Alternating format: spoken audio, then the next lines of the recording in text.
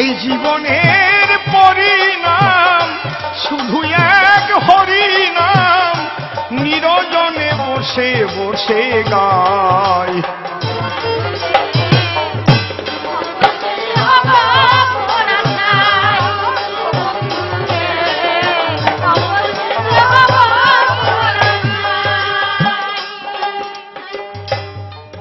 কল্পনাতে মীরায় আমি সভ্য স্বভাব ঠাই, বিপক্ষেতে রানা কুম্ভকে আমার কাছে পাই। কয়েকখানা প্রশ্ন আমায় ওসে করে গেছে দান, আমি এক এক করে ধরে ধরে দিচ্ছি তার শুদ্ধ সমাধান। রানা কুম্ভ, মায়ের পূজা দিতে গেলে যদি তাজা পাঠা বলি করে দাও মায়ের চরণ তলে, সে পূজা কখনো মা গ্রহণ করে না।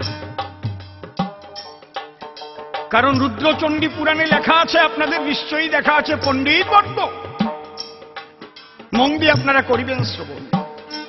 কি লেখা? একদিনে শিব ঠাকুর কালীর কাছে বলে,